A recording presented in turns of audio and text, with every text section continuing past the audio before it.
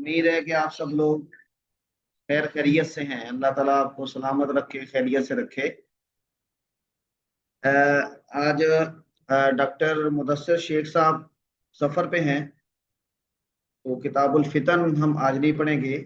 آج اور کل دونوں دن ہم کتاب الاحکام کی احادیث پڑھیں گے انشاءاللہ العزیز۔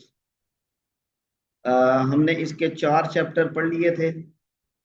5ویں چیپٹر سے باب من لم یسأل الامارہ اعانہ اللہ علیہا، یہاں سے ہم آج آغاز کریں گے انشاءاللہ العزیز۔ احکام، کتاب الاحکام کے ضمن میں جہاں پر حکومت کے اور وزارت وغیرہ کے امارت کے احکامات آتے ہیں، وہیں پر قضاء کے احکامات بھی ہیں کہ قاضی کو کیسا ہونا چاہیے، قاضی کو فیصلہ کیسے کرنا چاہیے، آداب القاضی وغیرہ وہ بھی اس میں آتے ہیں۔ تو اصلاً اس میں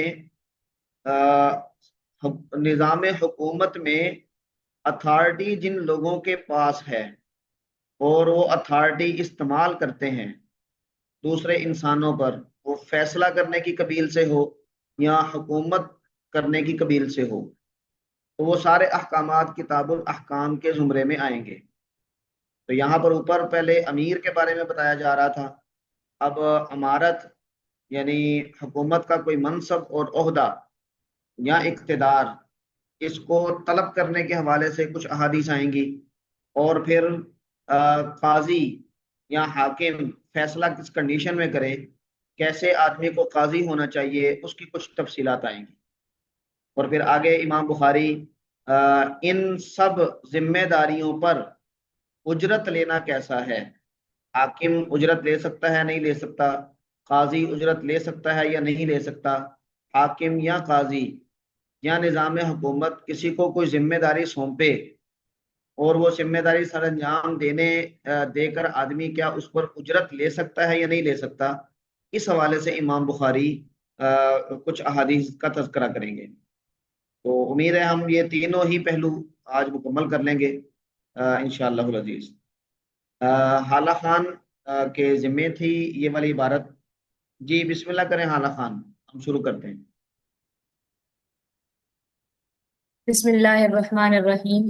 باب من لم يسأل العمارة أعانه الله عليها. بسند متصل منا إلى الإمام الحافظ أبي عبد الله محمد بن إسماعيل بن إبراهيم بن مغيرة بن البردزبة الجعفي البخاري رحمه الله تعالى قال حدثنا حجاج بن منهال قال حدثنا جرير بن حازم عن الحسن عن عبد الرحمن بن سمرة قال للنبي صلى الله عليه وسلم يا عبد الرحمن لا تسأل الإمارة فإنك إن أعطيتها عن مسألة وكلت إليها وإن أعطيتها من غير مسألة أعنت عليها وإذا حلفت على يمين فرأيت غيرها خيرا منها فكفر عن يمينك وأت الذي هو خير. فکفر ان یمینک، یہ امر کا صیغہ ہوگا۔ اگلی حدیث بھی پڑھ لیں۔ باب من سأل الإمارة وكل إليها. أبيه قال حدثنا أبو معمر قال حدثنا عبد الوارث قال حدثنا يونس عن الحسن قال حدثني عبد الرحمن بن سمرة قال لي رسول الله صلى الله عليه وسلم يا عبد الرحمن بن سمرة لا تسأل الإمارة فإن أعطيتها عن مسألة وكلت إليها وإن أعطيتها من غير مسألة أعنت عليها وإذا حلفت على يمين فرأيت غيرها خيرا منها فأت الذي هو خير وكفر عن يمينك. ہاں جی، اگلی احادیث بھی اسی حوالے سے ہیں، تو وہ بھی پڑھ لیں۔ باب ما يكره من الحرص على الإمارة. أبيه قال حدثنا أحمد بن يونس قال حدثنا ابن أبي ذئب عن سعيد المقبري عن أبي هريرة عن النبي صلى الله عليه وآله وسلم قال إنكم ستحرصون على الإمارة وستكون ندامة يوم القيامة فنعم المرزعة وبئست الفاطمة. وقال محمد بن بشار قال حدثنا عبد الله بن حمران قال حدثنا عبد الحميد بن جعفر عن سعيد المقبري عن عمر بن الحكم عن أبي هريرة رضي الله عنه قوله. أبيه قال حدثنا محمد بن علاي قال حدثنا أبو أسامة عن بريدة عن أبي بردة عن أبي موسى رضي الله عنه قال دخلت على النبي صلى الله عليه وسلم أنا ورجلان من قومي فقال أحد الرجلين أمرنا يا رسول الله ہاں، فقال امرنا، الآخر یہ امر کا أمرنا صیغہ ہوگا يا رسول امرنا. الله. جی جی. جی. أمرنا يا رسول الله صلى الله عليه وسلم قال الآخر مثله فقال أنا لا نولي هذا من سأله ولا من حرص عليه. ہاں جی، فقال انا لا نولی. ٹھیک ہے، جزاکم اللہ خیرن. ہاں جی، یہ 3 ابواب ہیں اور اس میں ایک ہی چیز کے 3 پہلو بیان کیے گئے ہیں. پہلا پہلو یہ ہے کہ اگر کسی آدمی کو امارت یا کوئی ذمہ داری دے دی جائے لیکن اس نے اس کا سوال نہ کیا ہو، اس کی خواہش نہ کی ہو، اس کے اوپر ڈال دی جائے، تو پھر اللہ تبارک و تعالی اس معاملے میں، اس ذمہ داری کو نبھانے میں اس کی اعانت کرتے ہیں، اس کی مدد کرتے ہیں. اور اگلی روایت میں یہ بیان کیا گیا ہے کہ جو آدمی کسی ذمہ داری کا، حکومتی ذمہ داری کا سوال کرے اور سوال کر کے وہ حاصل کر لے، تو پھر اللہ تبارک و تعالیٰ کی طرف سے اس کی مدد نہیں کی جاتی، بلکہ اس کو اس کے حوالے کر دیا جاتا ہے کہ خود ہی نپٹے. ایک روایت میں یہ بھی آیا ہے کہ پھر اس کو تنہا چھوڑ دیا جاتا ہے، اکیلا کر دیا جاتا ہے، تو وہ نپٹتا رہے پھر اس سے. اور جو تیسرا چیپٹر ہے اس میں یہ بیان کیا گیا ہے کہ امارت یا ذمہ داری، حکومتی ذمہ داری کی حرص کرنا، اس کی لالچ کرنا، یہ بہت بری بات ہے. اور آپ صلی اللہ علیہ وسلم نے اس سے براہ راست منع بھی کیا ہے، اور آپ صلی اللہ علیہ وسلم نے کچھ مثالوں سے اس کی وضاحت بھی کی ہے تاکہ لوگوں کو بات سمجھ میں آ جائے. اور آپ صلی اللہ علیہ وسلم نے کئی مواقع پر جن لوگوں نے آپ سے ذمہ داری کا باقاعدہ سوال کیا، یعنی عامل بننے کا یا کہیں پر گورنر بننے کا یا کوئی بھی حکومتی ذمہ داری لینے کا آپ سے سوال کیا، تو آپ نے ان کو صاف انکار کر دیا اور یہ فرمایا کہ ہم یہ معاملہ اس کے سپرد نہیں کیا کرتے کہ جو آدمی اس کا سوال کرتا ہے یا اس کی لالچ رکھتا ہے. تو یہ 3 پہلو ان ابواب میں بیان کیے گئے ہیں. تو یہ کیوں بیان کیے گئے ہیں؟ کیونکہ کسی ذمہ داری کی خواہش کرنا یہ 2 وجہ سے ہو سکتا ہے. ایک تو اس وجہ سے جس وجہ سے حضرت یوسف علیہ السلام نے اپنے آپ کو پیش کیا تھا اور عزیز مصر سے ذمہ داری طلب کی تھی، وزیر خزانہ بننے کی، قحط کو مینج کرنے کی ذمہ داری. انہوں نے کہا تھا کہ میں انی علیہ امین، کہ میں اس کا یعنی صلاحیت بھی رکھتا ہوں، علم بھی رکھتا ہوں اور میں اس کو مینج کر لوں گا. اجعلنی علی خزائن الارض، مجھے زمین کے خزانوں پر مقرر کر دیں. تو اس وقت ان کا کیا کسی لالچ کو یا کسی مالی فائدے کو حاصل کرنا ان کا موٹیو تھا؟ نہیں، ایسا نہیں تھا، بلکہ وہ یہ سمجھ رہے تھے کہ یہ اتنا بڑا کام ہے کہ اگر کوئی نااہل آدمی اس کام پہ مقرر ہو گیا اور وہ مینج نہ کر سکا تو بہت بڑی خلقت کو اس سے تکلیف میں مبتلا ہونا پڑے گا. تو انہوں نے یہ کہا کہ میں اسے مینج کروں گا اور میں اس کی صلاحیت بھی رکھتا ہوں. تو اگر تو آدمی اس ارادے سے کسی عہدے کا، کسی ذمہ داری کا مطالبہ کرتا ہے تو یہ ٹھیک ہے. اور دوسرا جو اس کا محرک ہو سکتا ہے وہ دنیاوی فائدہ ہے، اتھارٹی انجوائے کرنا ہے.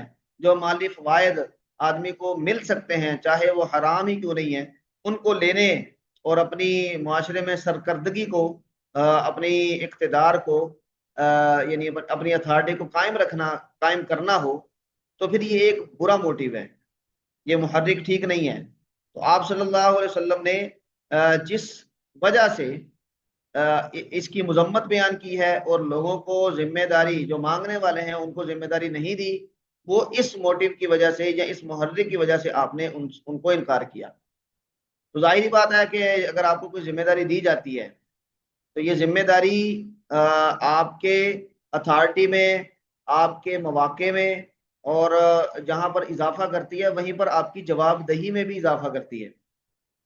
یہ آپ صلی اللہ علیہ وسلم نے جو تیسری روایت میں فرمایا ہے کہ نعم المرضیات و بئست الفاطمہ، وہ اسی یعنی تناظر میں فرمایا ہے کہ جب آدمی کو بالکل ایسے ہی جیسے ایک بچہ جب دودھ پینا شروع کرتا ہے تو وہ اس سے بہت سارے فوائد حاصل کر رہا ہوتا ہے، لیکن جب اس سے دودھ چھڑوایا جاتا ہے تو اس کو بہت برا لگتا ہے۔ اسی طرح جب کوئی ذمہ داری آدمی کو ملتی ہے تو وہ اس کو سیلیبریٹ کرتا ہے کہ بہت ساری اتھارٹی ملے گی، بہت سارے مواقع ملیں گے پیسہ کمانے کے، اور یہ اور وہ بہت اچھا لگتا ہے اسے۔ لوگ آؤ بھگت کر رہے ہیں، آگے پیچھے پھر رہے ہیں، لوگ نظریں اٹھا کے دیکھ رہے ہیں، لیکن یہ ہمیشہ کا معاملہ تو نہیں ہوتا۔ جب یہ چیز اس سے لی جاتی ہے تو پھر اس کو فطری طور پر اس کا افسوس بھی ہوتا ہے، اور جب اس سارے عرصے کے بارے میں اس سے جواب دہی کی جائے گی، سوال جواب کیا جائے گا، تو ایک ایک چیز کا حساب دینا پڑے گا، تو پھر اسے اور بھی زیادہ برا لگے گا اور اسے کسی بڑی مصیبت کا سامنا بھی کرنا پڑ سکتا ہے۔ تو آپ صلی اللہ علیہ وسلم نے اس کو اس تناظر میں تعبیر فرمایا۔ تو یہ روایت جو دو روایات ہیں وہ تو ایک ہی صحابی سے ہیں، حضرت عبد الرحمن بن سمرہ، وہ خود بتاتے ہیں کہ نبی کریم صلی اللہ علیہ وسلم نے مجھے مخاطب کر کے کہا، قال لی النبی صلی اللہ علیہ وسلم، نبی کریم صلی اللہ علیہ وسلم نے مجھے فرمایا، یا عبد الرحمن لا تسأل الامارہ، تم عمارت کا یا حکومتی عہدے کا یا کسی ذمہ داری کا سوال نہ کرنا، فإنک ان اعطیتها عن مسئلۃ، اگر تمہارے سوال کے بعد تمہیں وہ عطا کی گئی تو وکلت الیہا، تو تمہیں اس کے سپرد کر دیا جائے گا، یعنی وہ تم جانو اور وہ جانے، اللہ تبارک و تعالیٰ کی طرف سے تمہاری کوئی اعانت نہیں ہوگی۔ فإن اعطیتها من غیر مسئلۃ، اور اگر تمہیں بغیر کسی سوال کے یہ ذمہ داری دے دی جائے، وإنت علیہا، تو پھر تمہاری اعانت کی جائے گی۔ اور بغیر سوال کی ذمہ داری یہ بڑی جانچ پرکھ کے دی جاتی ہے، آدمی کی صلاحیتیں دیکھ کر دی جاتی ہیں۔ اس کا مطلب ہے کہ آدمی تو اس سے اپنے آپ کو بچا رہا ہے، لیکن لوگ سمجھ رہے ہیں کہ یہ آدمی اہل ہے، اور لوگ اگر اہل سمجھ رہے ہیں تو وہ اہل ہوتا بھی ہے، پھر تو پھر اللہ تبارک و تعالیٰ بھی اس آدمی کی مدد کرتے ہیں۔ بھائی آگے آپ صلی اللہ علیہ وسلم نے ایک اور مسئلہ بیان کیا کہ اگر کوئی آدمی قسم اٹھا لے کسی کام کے نہ کرنے کی، فَإِذَا حَلَفْتَ عَلَى يَمِينٍ فَرَأَيْتَ غَيْرَهَا خَيْرًا مِنْهَا، اور آپ یہ دیکھیں کہ اس کے علاوہ جو کام ہے، یعنی جو کام میں نے چھوڑنے کا کہا ہے اس کا کرنا، یا جو کرنے کا کہا ہے اس کا چھوڑنا، یہ بہتر ہے، تو پھر فَكَفِّرْ عَنْ يَمِينِكَ، تو اپنی قسم کا کفارہ دے دیں، وَأَتِ الَّذِي هُوَ خَيْرٌ، اور جو بہتر ہے اس کو سر انجام دیں، چاہے اس سے قسم ہی کیوں نہ ٹوٹ جائے۔ تو اس کا مطلب ہے کہ اگر کوئی آدمی کسی برائی کی قسم اٹھا لے، کسی غیر شرعی کام کی قسم اٹھا لے، یا کسی ناجائز اور غیر مناسب کام کی قسم اٹھا لے، تو وہ قسم پوری کرنا جائز نہیں ہے، بلکہ وہ قسم توڑ دیں اور پھر اس قسم کا کفارہ دیں اور اس کام کو کریں۔ آپ صلی اللہ علیہ وسلم کی زندگی سے اس کی دو تین مثالیں بھی ملتی ہیں۔ ایک سورہ تحریم میں لِمَ تُحَرِّمُ مَا أَحَلَّ اللَّهُ لَكَ، آپ نے شہد استعمال نہ کرنے کی قسم اٹھا لی تھی، تو اللہ تبارک و تعالیٰ نے اس قسم کو توڑ کر کفارہ دینے کا حکم دیا، اور آپ نے پھر اس پہ عمل بھی کیا۔ اور اسی طرح ایک واقعہ حضرت ابو موسیٰ اشعری رضی اللہ تعالیٰ عنہ کا گزرا ہے کہ انہوں نے آپ صلی اللہ علیہ وسلم سے سواریاں طلب کی۔ آپ صلی اللہ علیہ وسلم اس وقت کسی کیفیت میں تھے، تو ان کے اصرار کے بعد آپ صلی اللہ علیہ وسلم نے قسم اٹھا لی کہ میں تمہیں کوئی سواری نہیں دوں گا، لیکن تھوڑی دیر کے بعد سواریاں آئیں تو آپ نے ان کو عطا کر دی۔ حضرت ابو موسیٰ اشعری کو خیال آیا کہ شاید آپ صلی اللہ علیہ وسلم اپنی قسم کے بارے میں بھول گئے ہیں، وہ پھر دوبارہ گئے اور جا کے آپ صلی اللہ علیہ وسلم کو قسم یاد دلائی، تو اس وقت بھی آپ صلی اللہ علیہ وسلم نے یہی فرمایا تھا کہ بھئی میں قسم اٹھا لیتا ہوں، لیکن اگر میں قسم کا خلاف بہتر سمجھتا ہوں تو میں وہ کرتا ہوں اور پھر قسم کا کفارہ دے دیا کرتا ہوں۔ تو آپ صلی اللہ علیہ وسلم نے اس روایت میں بھی اسی کے بارے میں فرمایا ہے۔ اگلی روایت بھی بالکل یہی ہے، الفاظ تھوڑے سے مختلف ہیں۔ اور یہ جو تیسرے باب میں دو روایات ہیں، یہ حرص علی الامارہ، اس کی کراہت کے بارے میں آپ صلی اللہ علیہ وسلم نے فرمایا۔ حضرت ابو ہریرہ رضی اللہ تعالیٰ عنہ فرماتے ہیں کہ آپ صلی اللہ علیہ وسلم نے فرمایا انکم ستحرسون علی الامارہ، تم اقتدار پر حریص ہو جاؤ گے، حرص کرو گے ان قریب۔ اور یہ ہماری تاریخ میں جو خلفائے راشدین ہیں، ان کے بعد کی تاریخ میں یہ پوری تاریخ جانتے ہیں کہ پھر یہ بہرحال حرص علی الامارہ، اس کے بہت سارے شاخسانے ہمیں بھگتنے بھی پڑے۔ وَسَتَكُونُ نَدَامَةً يَوْمَ الْقِيَامَةِ، حالانکہ آپ فرما رہے ہیں کہ وہ یعنی عمارت یہ ندامت کا باعث ہوگی قیامت والے دن، جب حساب کتاب دینا پڑے گا تو اس وقت یہ ندامت کا باعث ہوگی۔ تو آپ نے فرمایا فَنِعْمَ الْمُرْضِعَةُ وَبِئْسَتِ الْفَاطِمَةُ، بہت اچھی یہ مرضیہ ہے، یعنی دودھ پلانا جب آغاز ہوتا ہے تو دودھ پلانے کے آغاز میں جو خوشی ہوتی ہے، اس اعتبار سے اگر اس کو دیکھا جائے تو عمارت یہ اس خوشی کا باعث ہے، لیکن جب دودھ چھڑانا ہو تو بئست الفاطمہ، تو دودھ چھڑانے میں یہ بہت بری ہے، اس وقت پھر یہ لحاظ نہیں کرتی، پھر کایا پلٹتی ہے اور آدمی جو اقتدار کے سنگاسن پر بیٹھا تھا تو اس کو پاتال میں گرا دیتی ہے، اور پھر قیامت کی جواب دہی تو بہرحال موجود ہے ہی۔ تو آپ نے یہ محاورہ اور یہ مثال دے کر سمجھانے کی کوشش کی کہ اس سے بچنا یہ بہتر ہے، یہ رویہ ہونا چاہیے، نہ کہ ذمہ داریاں اپنے گلے ڈالنا۔ ایک روایت ہے، یہ بخاری میں گزری ہے، شاید ہم نے پڑھی بھی ہے، کہ قیامت والے دن جب آپ صلی اللہ علیہ وسلم میدان حشر میں آئیں گے تو بہت سارے لوگ آپ کے سامنے آئیں گے، کسی نے اونٹ اپنے اوپر لادا ہوگا، کسی نے بکری لادی ہوگی، کسی نے گائیں لادی ہوگی، اور کسی نے سونا اور چاندی لادا ہوگا، اور وہ یعنی یہ سارا کچھ شور کر رہا ہوگا، یعنی اونٹ بل بلا رہا ہوگا، بکری منمنا رہی ہوگی، گائے بول رہی ہوگی، وغیرہ وغیرہ، اور لوگ اس کی طرف متوجہ ہو رہے ہوں گے، تو وہ آپ وسلم سے مل کر لوگ کہیں گے یا رسول اللہ اس سے ہماری جان چھڑوا دیں، تو آپ فرمائیں گے کہ میں نے تمہیں بتا دیا تھا کہ بھئی یہ معاملات اس طرح کے ہیں، تم نے نہیں ان سے اپنا بچاؤ کیا، تو اب میں تمہاری کوئی مدد نہیں کر سکتا۔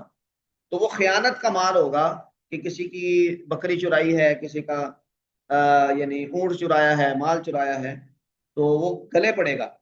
اور زمین کسی کی اگر دبائی ہے تو اس کے بارے میں روایت میں آتا ہے کہ اگر کسی کی ایک بالش زمین کسی نے دبا لی تو قیامت والے دن 7 زمینوں میں سے وہ زمین نکال کے اس کے گلے میں ڈال دی جائے گی، اور یہ اس کو گھسیٹتا پھرے گا۔ تو یہ آپ صلی اللہ علیہ وسلم نے جواب دہی اور اس وبال کے بارے میں بار بار فرمایا ہے، اور جب آدمی کسی اقتدار پہ آتا ہے تو اسے یہ سارے مواقع ملتے ہیں خیانت وغیرہ کرنے کے، لوگوں کا مال لینے کے، رشوت کھانے کے، تو ان سے بچ جانا، بچنے کا رویہ اختیار کرنا، یہ درست رویہ ہے۔ ہاں اگر کوئی ذمہ داری پھر مل جائے تو پھر اللہ تبارک و تعالیٰ اس میں مدد فرمائے۔ ہاں جی، اس حوالے سے کسی کے ذہن میں کوئی سوال ہو تو فرمائیں۔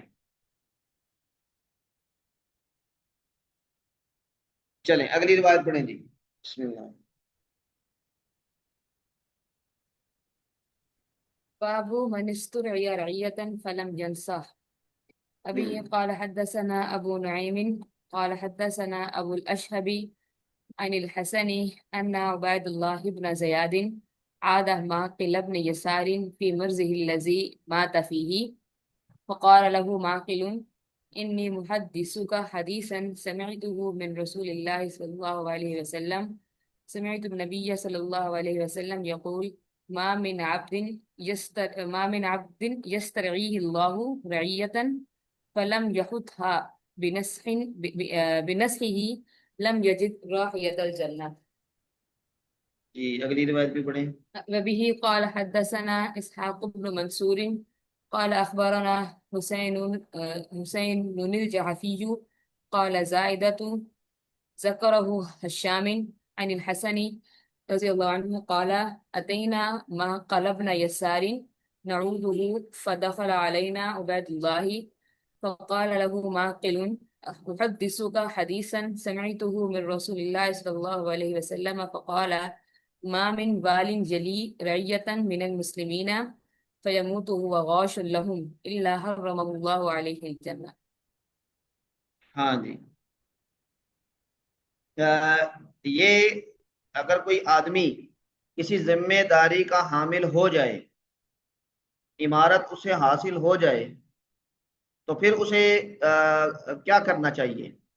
حضرت معقل بن یسار رضی اللہ تعالیٰ عنہ کہ عبید اللہ بن زیاد جو گورنر رہے ہیں یعنی حضرت امیر معاویہ اور یزید وغیرہ کے زمانے میں، تو ان کو یہ نصیحت کر رہے ہیں آپ صلی اللہ علیہ وسلم کی حدیث سے. یعنی جو صاحب اقتدار ہو اس کو کیا کرنا چاہیے؟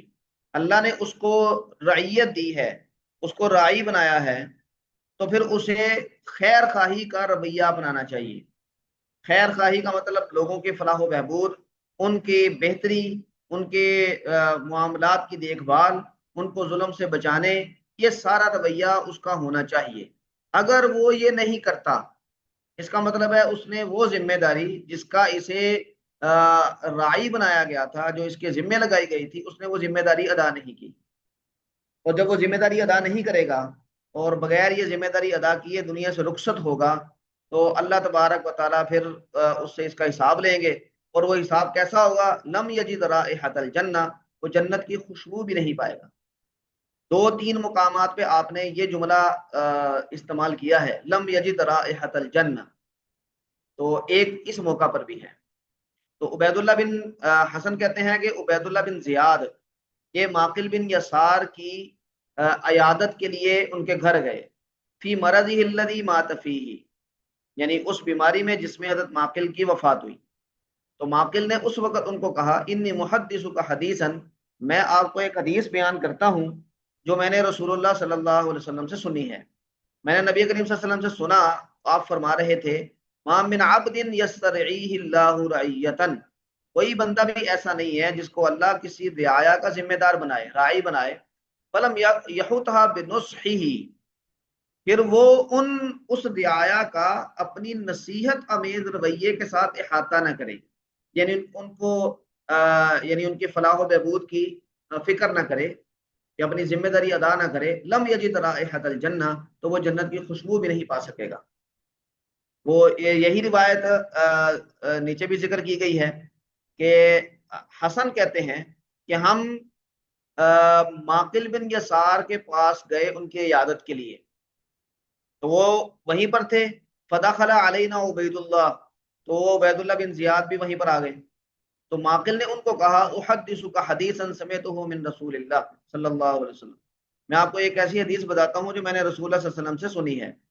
اور پھر انہوں نے یہ فرمایا ما من وال یلی رعیتا من المسلمین، کوئی بھی والی، کوئی بھی گورنر یا ذمہ دار ایسا نہیں ہے کہ جو مسلمانوں میں سے کسی رعیت کی ولایت اس کے پاس ہو، اس کی ذمہ داری اس کے پاس ہو، فیموت، پھر وہ مرے اس حال میں وہو غاش لہم، کہ وہ ان کے حقوق میں خیانت کرنے والا ہے، ان کے ساتھ بے ایمانی کرنے والا ہے، یا ان کے حقوق کو غصب کرنے والا، یا ان کو ضائع کرنے والا ہے، الا حرم اللہ علیہ الجنہ، مگر اللہ تبارک و تعالیٰ اس پر جنت کو حرام کرتے. تو جب اتنی زبردست قسم کی وعید ہے تو پھر آدمی کو ایسے معاملات سے بچنا یہ زیادہ بہتر ہے. اللہ تعالیٰ یعنی ذمہ داریاں ہمیں اپنی پوری کرنے کی توفیق عطا. ہاں جی، اگلی روایت پڑھیں جی. باب من شاق شق الله عليه.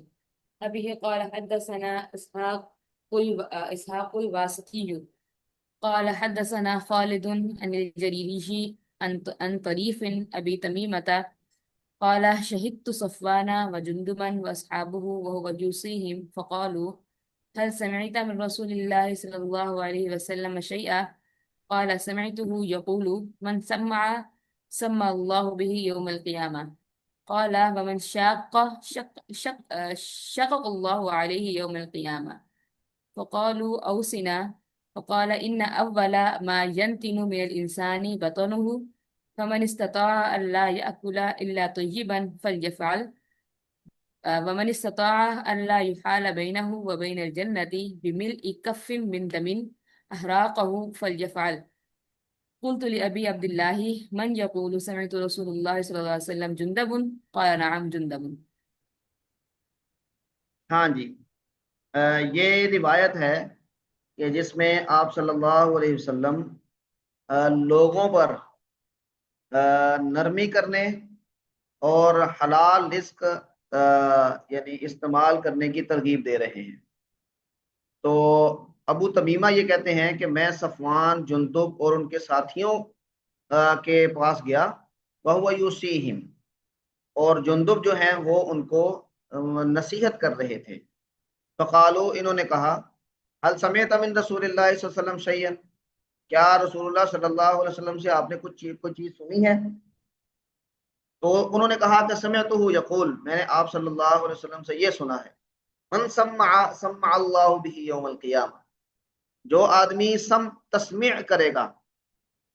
اب سمع کا مطلب ہوتا ہے کہ ریاکاری کرنا، شہرت کرنا اور جھوٹی شہرت کرنا. تو اللہ تبارک و تعالیٰ بھی اس کو قیامت والے دن ایسے لوگوں کے سامنے یعنی کرے گا، مشہور کرے گا، یعنی اس کے عیب ظاہر کر دے گا. تو آپ نے فرمایا ومن شاقہ، یہ شاقق اللہ، یہ غلط لکھا ہوا ہے، یہاں تو شق اللہ ہونا چاہیے جیسے کہ اوپر ہے. اور ایک جگہ پہ یہ سیغے ہیں مضارع کے، تو یہاں پر یشق یشق، یعنی آخر میں جب ہم جزم دیتے ہیں یشق، جس کے آخر میں شد ہو، تو وہاں پر 3 طرح پڑھنا جائز ہے. تو اس وقت ہم اس کو اصل میں بھی پڑھ سکتے ہیں، یشقق اللہ. تو یہاں پر یہ غلط لکھا ہوا ہے، فمن شاق کا شق اللہ ہونا چاہیے، تو یہاں پر انہوں نے بغیر ادغام کے لکھ دیا ہے. یوم القیامہ، قیامت کے دن جو آدمی دوسروں پر مشقت کرے گا، ان کے لیے معاملات کو سخت کرے گا، نرمی کا رویہ اختیار نہیں کرے گا، تو اللہ قیامت کے دن اس پر سختی کرے گا. تو انہوں نے کہا اوسینا. اب جو لوگ وہاں پر ان کے آئے تھے، ابو تمیمہ وغیرہ، تو انہوں نے کہا کہ ہمیں کوئی وصیت کریں. تو انہوں نے پھر یہ وصیت کی، ان اولا ما ينتن من الانسان بطنہ، کہ سب سے پہلے انسان کی جو چیز موت کے بعد بدبودار ہوتی ہے وہ اس کا پیٹ ہے. تو جو آدمی یہ طاقت رکھتا ہے اللہ یأکل الا طیبا، کہ وہ پاکیزہ چیزیں ہی کھائے، فلیفعل، تو اسے پھر حلال کھانا چاہیے، پاکیزہ چیزیں کھانی چاہیے. تو اس کا مطلب ہے کہ جو آدمی حلال استعمال کرے گا تو اس کے عذاب قبر وغیرہ سے بھی اس کی حفاظت کی طرف اشارہ ہے.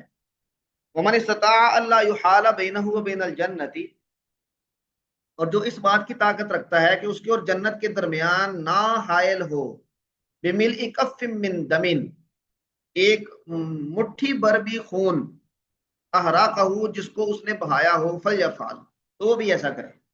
اس کا مطلب ہے کہ اگر کسی کا ناحق خون بہایا ہے، کسی پر زیادتی اور ظلم کیا ہے، تو پھر یہ خون اس کے اور جنت کے درمیان میں رکاوٹ بنے گا، اس کا حساب دے گا اور پھر اس کی سزا بھگتے گا.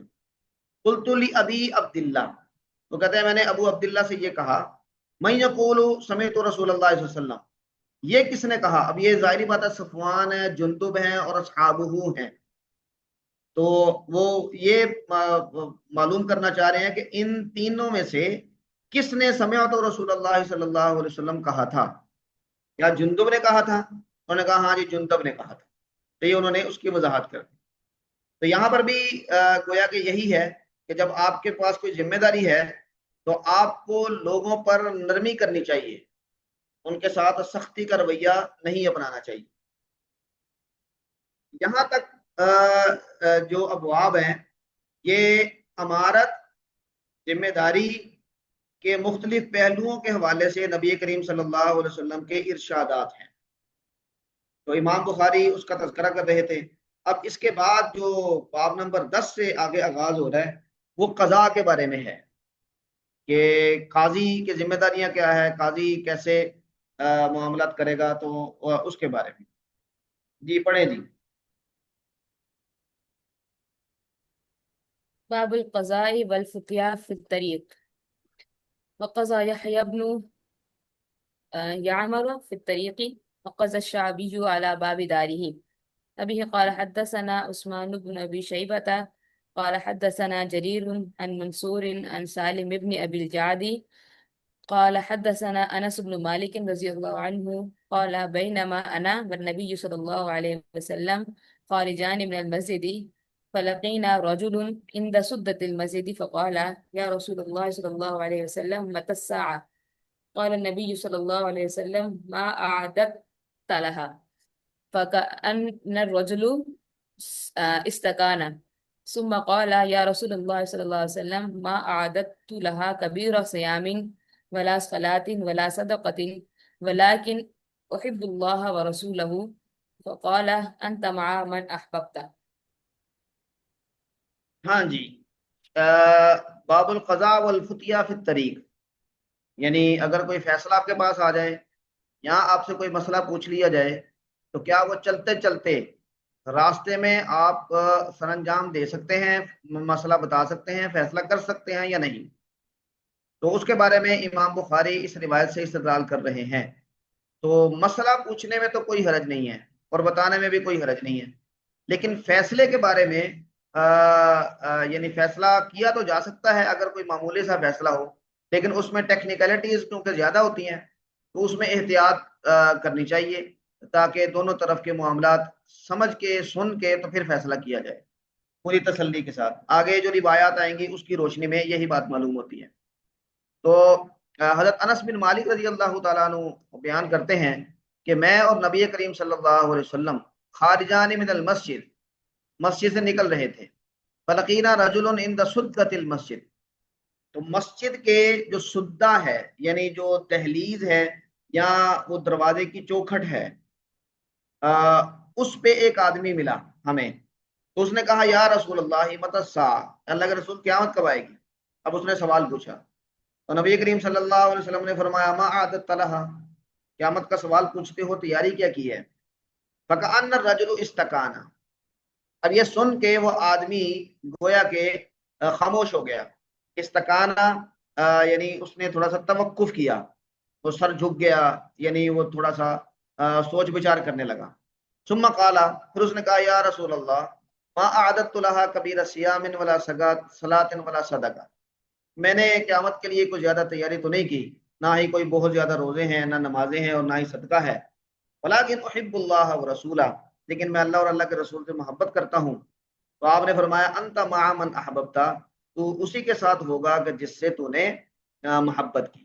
اب اس کا مطلب یہ ہے کہ آپ صلی اللہ علیہ وسلم سے، اللہ سے محبت، یہ بھی ایک ایسا عمل ہے جو ہماری نجات کا ذریعہ ہے، یہ بھی ایک بہت عمدہ اور بہت بڑا عمل ہے۔ اللہ تعالی ہمیں اس کا کچھ حصہ عطا فرمائے۔ ہاں جی، اگلی روایت پڑھیں۔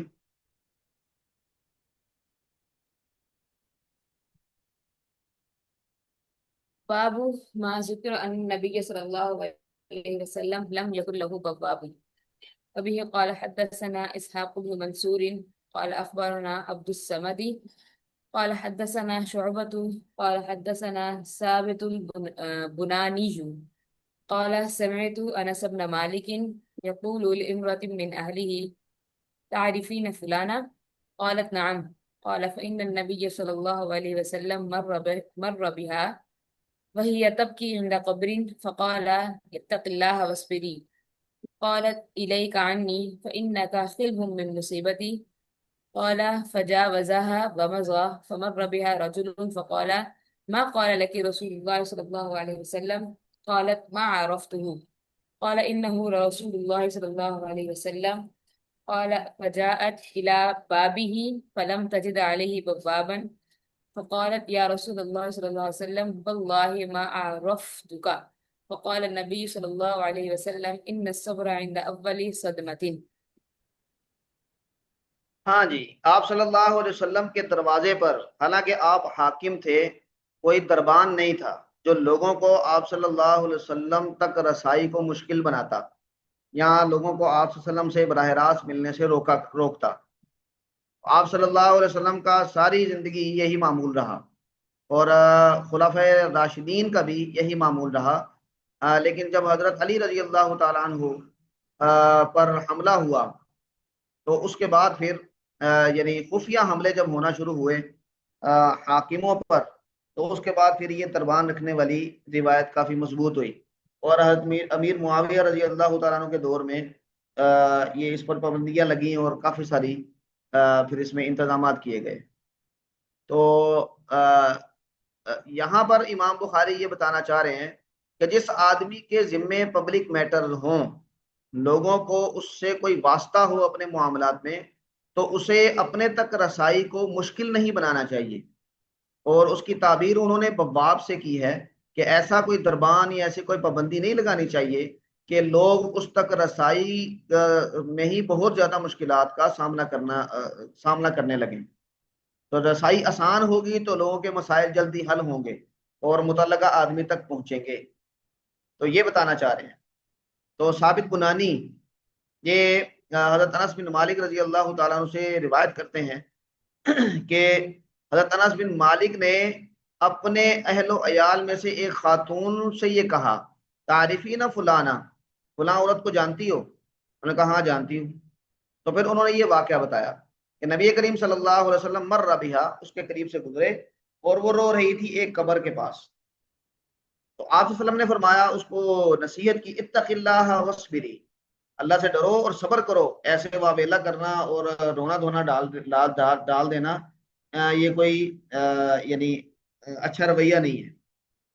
تو اس عورت نے آپ صلی اللہ علیہ وسلم کو پہچانا نہیں تھا، تو اس نے کہا الیک عنی، آپ دور ہو جائیں، فإنک خلف من مصیبتی، آپ میری مصیبت سے خالی ہیں، یعنی آپ کو اس مصیبت کا سامنا نہیں کرنا پڑ رہا جو مجھ پر آئی ہوئی ہے، اس لیے میں ہی جانتی ہوں کہ کیا تکلیف ہے اس کی، تو آپ جانتے نہیں ہیں تو آپ اس لیے یہ کہہ رہے ہیں۔ تو اس نے یہ کہا، آپ صلی اللہ علیہ وسلم نے اس کو کچھ نہیں کہا، فجا وضاحا، آپ اس سے آگے بڑھ گئے، فمضا، اور اپنے راستے پر چلے گئے۔ فمر بہا رجل، اب اس عورت کے قریب سے ایک اور آدمی بھی گزرا، تو اس نے پوچھا، ما قال لکی رسول اللہ صلی اللہ علیہ وسلم، کہ اللہ کے رسول نے آپ کو کیا کہا؟ تو اس نے کہا ما عرفتہ، میں نے آپ کو پہچانا نہیں تھا۔ تو وہ کہتے ہیں کہ انہوں نے کہا کہ انہ لرسول اللہ، یہ تو اللہ کے رسول صلی اللہ علیہ وسلم تھے۔ تو پھر وہ عورت آپ صلی اللہ علیہ وسلم کے دروازے پر آئی، فلم تجد علیہ بابن، اس نے آپ کے دروازے پر کوئی دربان نہیں پایا۔ اس جملے سے امام بخاری سے دلال کر رہے ہیں۔ تو اس نے کہا، یا رسول اللہ واللہ ما عرفتک، اللہ کی قسم میں نے آپ کو پہچانا نہیں تھا۔ تو نبی کریم صلی اللہ علیہ وسلم نے فرمایا، ان صبر عند اول الصدمہ، کہ صبر تو نام ہی اس چیز کا ہے کہ جب پہل مصیبت آئے تو آدمی اپنے اوپر کنٹرول کر لے۔ عند اول صدمۃ، کہ جب مصیبت کا آغاز ہو تو اسی وقت آدمی صبر کر لے، اور بعد میں رو پیٹ کے اپنی بھڑاس نکال کے تو پھر تو صبر آ ہی جایا کرتا ہے، آدمی تھک بھی تو جاتا ہے۔ تو اس لیے اس کو ہم صبر نہیں کہتے۔ صبر یہ ہے کہ جب آپ پر مصیبت آئے تو آپ فوراً اللہ کی طرف متوجہ ہو جائیں اور وہ رویہ اپنائیں جو اللہ اور اللہ کے رسول نے ہمیں سکھایا ہے، اسی کو صبر کہتے ہیں۔ ہاں جی، اگلی روایت پڑھیں جی۔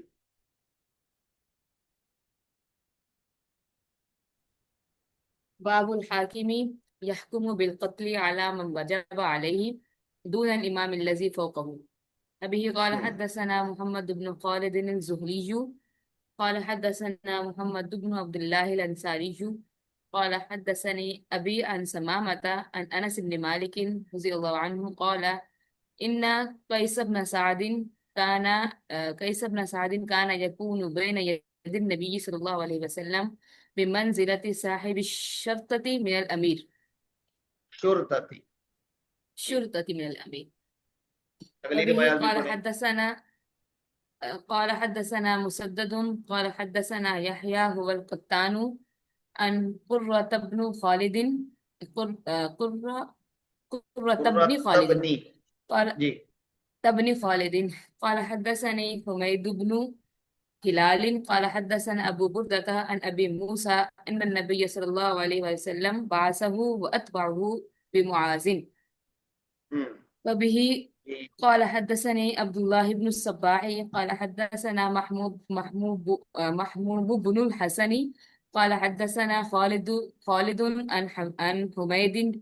عن حميد بن هلال عن أبي بردة عن أبي موسى أن رجلا أسلم ثم تهود فآتاه معاذ بن جبل وهو عند أبي موسى رضي الله عنه فقال ما لهذا؟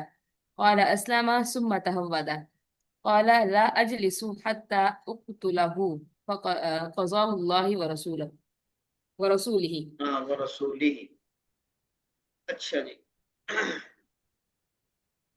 یہ امام بخاری مسئلہ بیان کر رہے ہیں کہ امام کہتے ہیں خلیفہ کو، یا جو حکومت کا سب سے بڑا سربراہ ہو اسے. تو کیا کسی کے قتل کا یا اس کی سزا کا حکم دینا یہ امام کا اختیار ہے، یا اس کے مقرر کردہ نمائندے جو کہ اس کے ماتحت ہوں وہ بھی یہ اختیار استعمال کر سکتے ہیں سزا دینے کا، خصوصاً قتل کی؟ تو امام بخاری بتا رہے ہیں کہ جس طرح دیگر بہت ساری ذمہ داریاں کہ امام کے مقرر کردہ نمائندے یہ ادا کر سکتے ہیں، بالکل اسی طرح اگر کوئی حاکم ہو یعنی وزیر وغیرہ، وہ سزا کے معاملے میں اور خصوصاً قتل کے معاملے میں امام کے علاوہ یعنی امام کو بتائے بغیر اپنی اس ذمہ داری کو پورا کرتے ہوئے یہ اس سزا کو بھی نافذ کر سکتا ہے، سزا کا فیصلہ کر سکتا ہے. جیسے جمعے کی نماز ہے تو جمعہ امام کی ذمہ داری ہے قائم کرنا، لیکن کیا امام ہر مسجد میں جمعہ پڑھا سکتا ہے؟ نہیں پڑھا سکتا. تو وہ اپنے نمائندے مقرر کرے گا اور وہ نمائندے پھر جمعے کی امامت کا فریضہ سر انجام دیں گے، وہ انتظام سنبھالیں گے.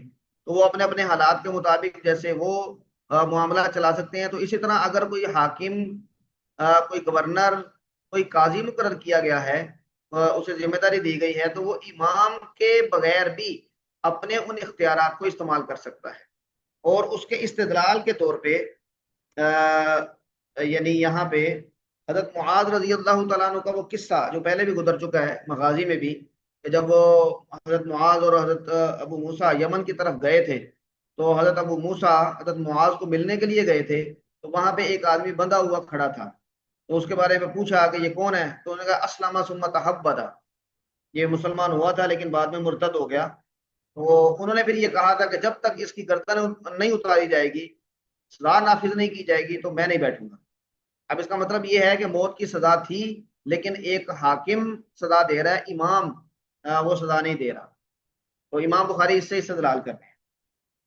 یہ پہلی جو روایت ہے اس میں حضرت انس بن مالک رضی اللہ تعالیٰ عنہ سے روایت ہے کہ قیس بن سعد یہ صحابی تھے اور وہ نبی کریم صلی اللہ علیہ وسلم کے دروازے پر رہتے تھے بمنزلت صاحب الشرطۃ من الامیر، یعنی امیر کا جو پولیس کا آفیسر ہے، یعنی جو احکامات کو نافذ کرنے کی ذمہ داری جس کے پاس ہوتی ہے. تو آپ صلی اللہ علیہ وسلم کسی حکم کو نافذ کرنے کے لیے قیس بن سعد رضی اللہ تعالیٰ عنہ کو حکم دیا کرتے تھے. تو حضرت انس بن مالک کہتے ہیں کہ یہ آپ صلی اللہ علیہ وسلم کے دروازے پہ رہتے تھے، آپ صلی اللہ علیہ وسلم کے قریب رہتے تھے، اور آپ صلی اللہ علیہ وسلم ان کے ذریعے پھر احکامات کا نفاذ کیا کرتے تھے. اس کا مطلب ہے کہ ایسے ذمہ داریاں دینا تو یہ بالکل ٹھیک ہے. یہ آگے دو وہی روایات ہیں، اس کے امام بخاری نے اس کو ذکر کیا، ان کے ٹکڑے ذکر کیے ہیں. تو یہ ہم نے پہلے پڑھی ہوئی ہے، اس لیے ہم اگلی روایت کی طرف چلتے ہیں. جی حالہ خان آگے پڑھیں جی. باب هل يقضي القاضي أو يفتي وهو غضبان. أبي قال حدثنا آدم قال حدثنا شعبة قال حدثنا عبد الملك بن عمير سمعت عبد الرحمن بن أبي بكرة قال كتب أبو بكرة إلى ابنه وكان بسجستان بأن لا تقضي بين اثنين وأنت غضبان، فإني سمعت النبي صلى الله عليه وسلم يقول لا يقضين حكم بين لا اثنين وهو یقضین، یہ لا یقضین یہ يقضين نور. حكم بين اثنين وهو غضبان. جی اگلی روایت بھی پڑھیں. وبه قال حدثنا محمد بن مقاتل قال أخبرنا عبد الله قال أخبرنا إسماعيل بن أبي خالد عن قيس بن أبي حازم عن أبي مسعود الأنصاري قال جاء رجل إلى رسول الله صلى الله عليه وسلم فقال يا رسول الله إني والله لا والله لت والله لا آه، اتاخر. لا تأخر عن صلاة الغداة من أجل فلان مما يطيل بنا فيها. قال فما رأيت النبي صلى الله عليه وسلم قط أشد غضبا في موضع منه يومئذ. ثم قال يا أيها الناس إن منكم منفرين فأيكم ما صلى بالناس فليوجز فإن فيهم الكبير والضعيف وذي الحاجة. جی اگلی روایت بھی پڑھیں. قال حدثنا محمد بن أبي يعقوب الكرماني قال حدثنا حسان بن إبراهيم قال حدثنا يونس قال محمد أخبرني سالم أن عبد الله بن عمر أخبره أنه طلق امرأته وهي حائض طلقہ، فذكر عمر یہ طلقہ طلاق کے معنی میں. أنه طلق امرأته وهو حائض فذكر عمر للنبي صلى الله عليه وسلم فتغيظ فيه رسول الله صلى الله عليه وسلم ثم قال ليراجعها ثم يمسكها حتى تطهر ثم تحيز فتطهر فإن بدا له أن يطلقها فليطلقها. جی شکریہ، جزاک اللہ خیرا. یہ باب امام بخاری بتا رہے ہیں کہ قاضی یا مفتی کو غصے کی حالت میں فیصلہ یا فتویٰ دینا چاہیے یا نہیں. تو ظاہر بات ہے کہ غصے کی حالت یہ انسان کی نارمل کنڈیشن نہیں ہوتی. جذبات کا غلبہ ہوتا ہے، غصے کا غلبہ ہوتا ہے اور عقل پر پورا اختیار نہیں ہوتا. تو ایسی حالت میں اگر کوئی مفتی فتویٰ دے گا یا پھر کوئی قاضی فیصلہ کرے گا تو اس کے غلط ہونے کے کبھی امکانات ہیں. تو اس لیے آپ صلی اللہ علیہ وسلم نے منع فرمایا کہ حکم جو دو آدمیوں کے درمیان فیصلہ کرنے کے لیے مقرر ہو یعنی قاضی، وہ کبھی بھی غصے کی حالت میں فیصلہ نہ کرے. جب وہ نارمل حالت میں آ جائے تو اس وقت پھر فیصلہ کرے. تو مفتی کا بھی یہی یعنی معاملہ ہے. آگے انہوں نے دو مثالیں ذکر کی ہیں کہ جس میں آپ صلی اللہ علیہ وسلم نے غصے کی حالت میں یعنی فیصلہ کیا. آپ کو غصہ آیا اور اسی حالت میں آپ صلی اللہ علیہ وسلم نے فیصلہ کیا.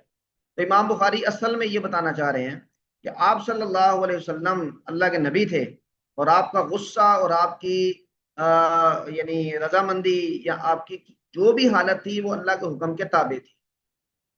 تو آپ کا یہ فیصلہ کرنا یہ کسی دوسرے کے لیے مثال نہ بنے، بلکہ دوسروں کو آپ کو جو حفاظت اللہ کی طرف سے حاصل تھی وہ دوسروں کو حاصل نہیں ہے. تو اس لیے ان کو اپنی کنڈیشن کو دیکھ کر تو پھر فیصلہ کرنا ہے. تو غصے کی حالت میں یا بہت زیادہ بے چینی کی حالت میں یا نیند کے غلبے کے ساتھ یا کسی ایسی پریشانی میں کہ جو اس پر حاوی ہو جائے تو آدمی کو فیصلہ نہیں کرنا چاہیے اور مسئلے نہیں بتانا چاہیے، رک جانا چاہیے. تو آپ صلی اللہ علیہ وسلم نے جو یہ فیصلے کیے ہیں تو یہ آپ صلی اللہ علیہ وسلم کی اسپیشیلٹی ہے، استثناء ہے، آپ کی نبوت والی حیثیت ہے کہ جو آپ کو اللہ کی طرف سے محفوظ رکھتی تھی کسی بھی لغزش اور کسی بھی یعنی غلط فیصلہ کرنے سے. اور اگر آپ کہیں پر کوئی فیصلہ غلط کر بھی دیتے بشری تقاضے کے تو اللہ کی طرف سے تنبیہ آ جاتی. تو یہ تنبیہ اور کسی کو حاصل نہیں ہے. تو اس لیے باقیوں کو احتیاط کرنی ہے اور غصے کی حالت میں فیصلے نہیں کرنے. تو یہاں پر ابو بکرہ عبد الرحمن بن ابی بکرہ یہ بیان کرتے ہیں کہ ابو بکرہ یعنی ان کے والد نے اپنے بیٹے کی طرف ایک خط لکھا اور وہ اس وقت سجستان کے قاضی کے طور پر گئے ہوئے تھے. تو اس خط میں کیا کہا بھی اللہ تقضی بین اثنین وانت غضبان، دو آدمیوں کے درمیان فیصلہ نہ کرنا جبکہ تم غصے کی حالت میں ہو. تو انہوں نے پھر کہا کہ میں نے نبی کریم صلی اللہ علیہ وسلم سے یہ سنا ہے، آپ نے فرمایا کہ کوئی حکم کبھی بھی فیصلہ نہ کرے دو آدمیوں کے درمیان جبکہ وہ غصے کی حالت میں ہو. تو یہ عمومی ہدایت ہے. آگے دو واقعات ہیں جو آپ صلی اللہ علیہ وسلم کے. ایک رسول اللہ صلی اللہ علیہ وسلم کے پاس ابو مسعود انصاری وہ بیان کرتے ہیں کہ ایک آدمی آیا رسول اللہ صلی اللہ علیہ وسلم کے پاس، اور انہوں نے گویا کہ شکایت کی، اے اللہ کے رسول، انی واللہ لا اتاخر عن صلاۃ الغداۃ من اجلی فلان، کہ میں صبح کی نماز میں دیر سے پہنچتا ہوں فلاں آدمی کی وجہ سے، اور وجہ کیا ہے، مما یطیل بنا فیہا، وہ ہمیں بہت لمبی نماز پڑھاتا ہے، لمبی لمبی قرات کرتا ہے، تو اتنی لمبی نماز یعنی اس کے ڈر سے پھر میں دیر سے آتا ہوں۔ انہوں نے آ کے اپنی مجبوری بتائی، تو وہ حضرت معاذ تھے، حضرت معاذ بن جبل رضی اللہ تعالیٰ عنہ جو امام تھے، اور کچھ روایات میں آتا ہے کہ وہ سورہ بقرہ پڑھا کرتے تھے عشاء کی نماز میں، اور اس طرح لمبی لمبی قرات کیا کرتے تھے۔ تو نبی کریم صلی اللہ علیہ وسلم کو کہتے ہیں کہ میں نے نبی کریم صلی اللہ علیہ وسلم کو کبھی بھی اتنا زیادہ غصے میں نہیں دیکھا نصیحت کرتے ہوئے اس دن جتنا دیکھا، فی موعظۃ منہ یومئذ، ثم قال، پھر آپ نے فرمایا، یا ایھا الناس انا منکم منفرین، بے شک تم میں سے کچھ لوگ وہ نفرت پیدا کرنے والے ہیں، لوگوں کو بھگانے والے ہیں، فایکم ما صلی بالناس، تم میں سے جو بھی نماز پڑھائے لوگوں کو، فلیوجز، تو وہ ہلکی مختصر نماز پڑھائے، فإن فیہم الکبیر والضعیف وذا الحاجہ، ان لوگوں میں بڑے لوگ بھی ہوتے ہیں، یعنی بوڑھے لوگ، اور کمزور لوگ بھی ہوتے ہیں، اور ضرورت مند بھی ہوتے ہیں۔ آپ صلی اللہ علیہ وسلم کا اپنا عمل تھا کہ خواتین نماز پڑھتی تھیں، اور آپ صلی اللہ علیہ وسلم فرمایا کرتے تھے کہ جب میں کسی بچے کے رونے کی آواز سنتا ہوں، چھوٹے بچے کے، تو میں نماز جلدی پڑھا دیتا ہوں، مختصر کر دیتا ہوں، تاکہ اس بچے کی وجہ سے اس ماں کا دل بے چین نہ ہو جائے۔ تو یہی حکم ہے۔ ایک روایت میں ہے کہ آپ نے حضرت معاذ کو مخاطب کر کے کہا، انک فتان فتان یا معاذ، تو فتنہ پیدا کرنے والا ہے معاذ۔ تو اس کا مطلب یہ ہے کہ لوگوں کو جب آپ پبلک پلیس میں ہیں تو لوگوں کی رعایت کرنی چاہیے، اور نماز وغیرہ میں بھی ان کا خیال کرنا چاہیے۔ نماز میں اتنا خیال کرنے کی ضرورت ہے تو باقی معاملات میں کس قدر اہتمام ہونا چاہیے۔ مثلا آپ کسی کے پڑوس میں ہیں، آپ کسی مارکیٹ میں ہیں، تو یہ باقی معاملات میں کتنا خیال کرنا چاہیے، نماز کی اتنی تاکید ہے۔ آگے اگلی روایت دیکھیں جی، حضرت سالم یہ بیان کرتے ہیں کہ عبداللہ بن عمر رضی اللہ تعالیٰ عنہ نے ان کو بتایا کہ انہوں نے اپنی بیوی کو حالت حیض میں طلاق دے دی۔ تو جو احسن طلاق ہے، سنت طلاق ہے، وہ منع کیا گیا ہے کہ آپ حالت حیض میں خاتون کو طلاق دیں۔ جب حیض کا زمانہ گزر جائے، حالت طہر آ جائے، تو پھر طلاق دیں، اور اس طہر میں جس میں آپ نے بیوی سے ازدواجی تعلق قائم نہیں کیا۔ یہ طریقہ ہے شریعت کا بتایا ہوا، لیکن انہوں نے حالت حیض میں طلاق دے دی۔ تو حضرت عمر رضی اللہ تعالیٰ عنہ نے نبی کریم صلی اللہ علیہ وسلم کے سامنے اس کا ذکر کیا، تو فتغیظ فیہ رسول اللہ، تو اللہ کے رسول صلی اللہ علیہ وسلم اس میں بڑے غضبناک ہو گئے، غصے میں آ گئے۔